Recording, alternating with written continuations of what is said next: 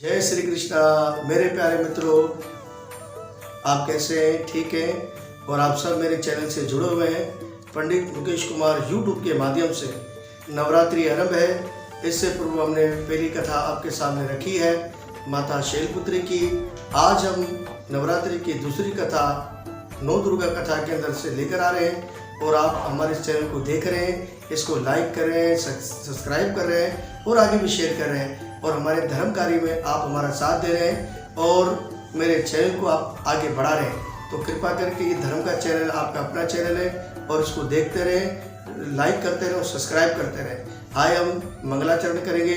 इसके बाद पवित्र नौ दुर्गा माता की आपको कथा यानी कि दूसरे दिन की कथा आपके सामने हम रखेंगे। आए हमारे संग जुड़ जाइए प्यारे मित्रों, मंगलाचरण करते हैं।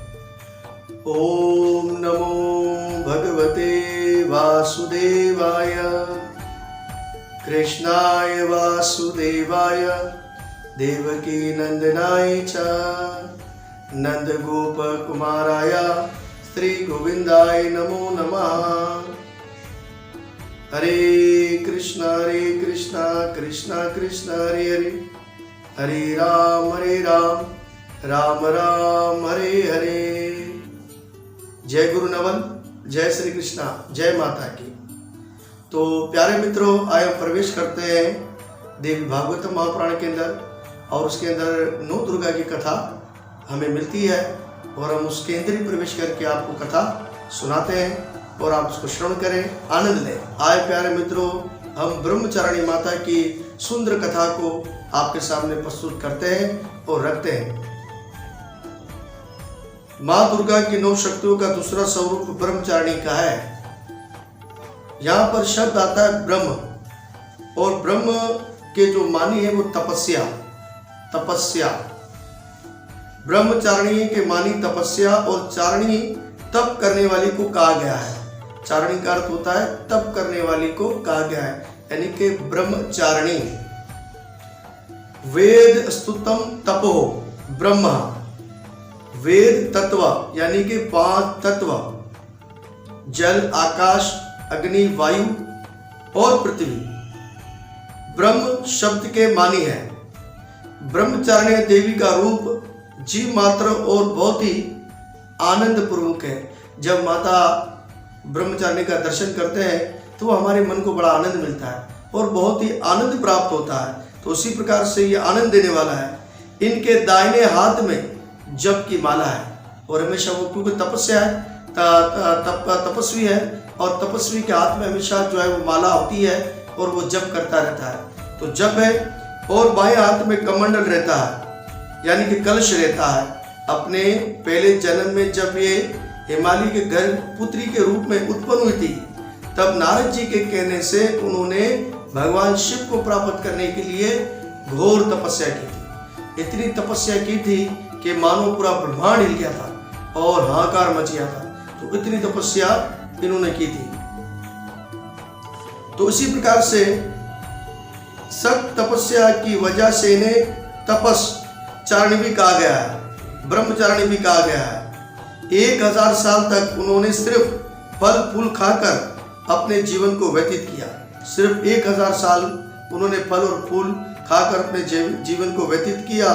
तो इसी प्रकार से उन्होंने सख्त तपस्या की और 100 साल तक अपना जीवन सब्जियों पर टिकाया और कई दिनों तक बहुत सख्त उपवास और रखती रही और खुले आसमान के नीचे वर्षा और धूप से बहुत ही खतरनाक उन्होंने अजियतें मुसीबतें झेली और बारिश हो रही है, मुसीबतें आ रही है, लेकिन इन्होंने अपनी तपस्या को नहीं छोड़ा और वो तपस्या करती रही। उसी सख्त तपस्या के बाद 3000 सालों तक सिर्फ जमीन पर टूटे हुए गिरे हुए फ्रूट्स और जो गिर जाते थे फल वो खाकर ही उससे गुजारा करती और दिन भगवान शंकर की उपासना करती और मंत्र का जप करती। ओम नमः शिवाय, ओम नमः शिवाय, ओम नमः शिवाय, ओम नमः शिवाय का जप करती। और इसके बाद उन्होंने सूखे बेल पत्तों को भी खाना छोड़ दिया और केवल जल पर ही टिकी रही और जल ही पीकर अपने जीवन को व्यतीत किया। फिर बाद में उस जल को भी छोड़ दिया और केवल हवा के द्वारा उसने अपने शरीर को टिका दिया, माता ने अपने शरीर को टिका दिया।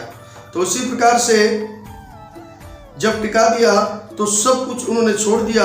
ऐसी ब्रह्मचारिणी देवी के पहले जन्म का शरीर एकदम सूखा हो गया और इनके शरीर जो था वो एकदम कमजोर हो गया, बहुत ही कमजोर हो गई। तब इनकी हालत देखकर इनकी जो माता जो मैना जी थी वो बड़ी फिक्रमंद रहने लगी और इसी प्रकार से उसको बड़ा दुख हुआ कि इतने सालों तक इन्होंने तपस्या की इनकी पुत्री ने, और इसी तपस्या से उसको रोकने के लिए उसको आवाज दे दी, अरे अरे नहीं। तब उनका एक नाम उमा भी पड़ गया और इसी प्रकार से माता का नाम एक उमा देवी भी पड़ गया और लोग उमा से भी इस देवी को जानते हैं। उनकी इस तपस्या से तीनों लोगों में हाहाकार मच गया। देवता, श्री ऋषि, सिद्धि गण, मुनि सभी ब्रह्मचारियों की देवी इस अनोखी और पवित्र तपस्या को बताते हुए इनकी स्तुति करने लगे।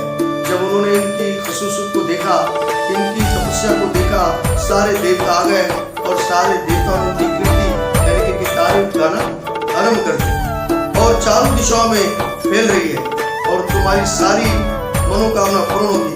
अब ब्रह्मा जी आए और ब्रह्मा जी ने उनको आशीर्वाद दे दिया और उनकी तपस्या से प्रसन्न हो गए और उनको कहा कि देवी तुम फिक्र मत करो, और तुम्हारी तपस्या को देखकर सारे देवता और पूरा ब्रह्मांड जो है वो आनंदमय हो गया। तो उसी प्रकार से तुम्हारी मनोकामना एक ही है कि भगवान शिव को तुम पाओगी, और हमारा भी आशीर्वाद है कि शिव ही भगवान शंकर ही तुम्हारे पति बनेंगे और तुम्हारी सारी मनोकामना पूर्ण होगी। भगवान चंद्रशेखर शिव तुम्हारे पति के रूप में तुम हासिल होंगे। अब तुम्हारी तपस्या पूरी हुई है, अब तुम घर लौट जाओ और तुम्हारे पिता तुम्हारा इंतजार करें। तो इसी प्रकार से उन्होंने कहा कि तुम्हारी तपस्या तुमने जो की थी प्राप्ति के लिए वो पूरी हो चुकी है। तो प्यारे मित्रों, बिना तपस्या से, बिना कुर्बानी से किसी चीज की प्राप्ति नहीं होती। तो जब तक आप कुर्बानी नहीं देंगे, आप तपस्या नहीं करेंगे, आपको फल की प्राप्ति नहीं होगी। अगर आपको फल चाहिए, आपको संसार के अंदर भी अगर यश चाहिए, भक्ति चाहिए, या फिर आपको दिव्यता चाहिए, तो आपको तपस्या करनी पड़ेगी, और जब आप तपस्या करेंगे तो ही आपको फल की प्राप्ति हो सकती है, पर ये सब बहुत मुश्किल काम है। माँ दुर्गा जी का ये दूसरा रूप भक्तों और स्त्रियों को बहुत फल देने वाला है। इनकी तपस्या से मनुष्य त्याग, वैराग्य, सदाचार और बर्दाश्त करने की ताकत को प्राप्त कर सकता है। जब वो शुद्ध तरीके से माता जी की उपासना करेगा तो उसको सारी चीजें प्राप्त हो जाएगी। देखिए प्यारे मित्रों, यहाँ पर लोग देवी की पूजा गलत तरीके से करते हैं और उनको फल की प्राप्ति नहीं होती है।